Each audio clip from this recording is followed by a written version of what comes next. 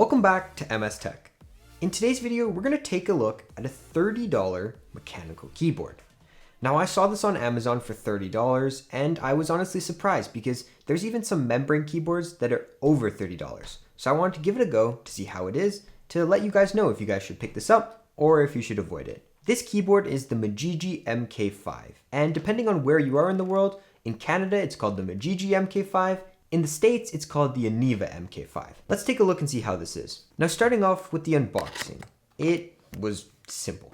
You get the keyboard and some papers. That's it, that's all, nothing else. But my first impressions of this keyboard was honestly really surprising. It has weight to it.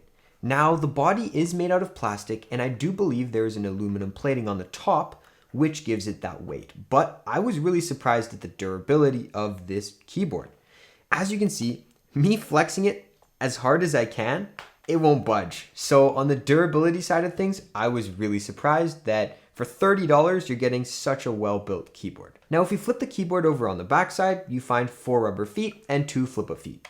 You also have some aid with cable management right over here, just in case you want to make the cable come up from the right, left, or center, which is a nice touch for $30. When it came to the keycaps, you have double shot keycaps, meaning that even if you type on it for a while, they're not going to fade. Now these do have blue switches, not Cherry MX Blue. They are called Zhejiang Blue. Now I'm going to probably be butchering the name of what they're called, but it is my first time hearing about them, so I'm not really sure what they are.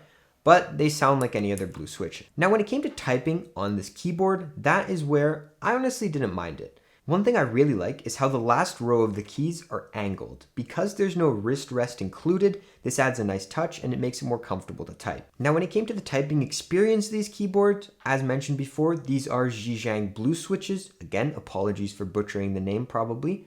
But these blue switches, they honestly feel like any other blue switches. You still have that tactileness and you still have the loud clicking noise. Now to give you a better idea of what this keyboard sounds like, here's a quick sound test. Enjoy.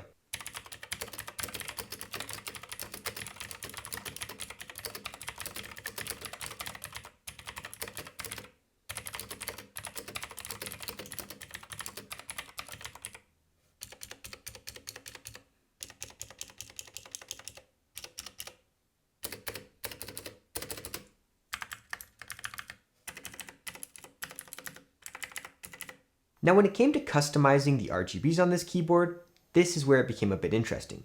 You do have 6 different effects that you can choose from, and you also have the option to speed up the effect or slow down the effect. You can also adjust the brightness of the RGBs to your liking, which I found it was pretty nice. But one thing that I did not like at all is this logo that is lit up always.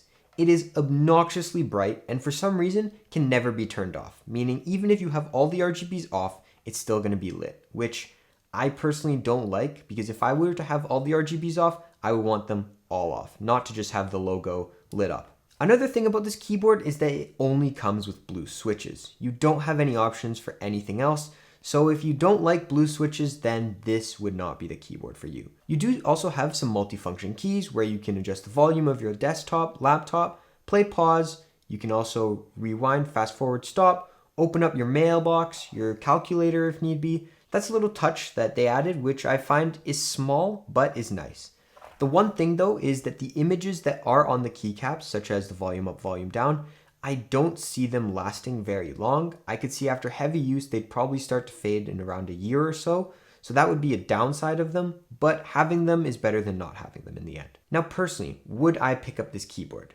I myself, if this keyboard had different switches, such as browns or reds, I would, because the build quality of this keyboard just gives me so much faith in it that it's going to be able to last a very long time. It's got weight to it, it has 0 to no flex at all, and that's something that I really value because whenever I want a keyboard, I want to make sure that it's going to last a long time. And with this, I can definitely ensure that it's going to last a while. But because this keyboard has blue switches only, I cannot really see myself using it as a daily.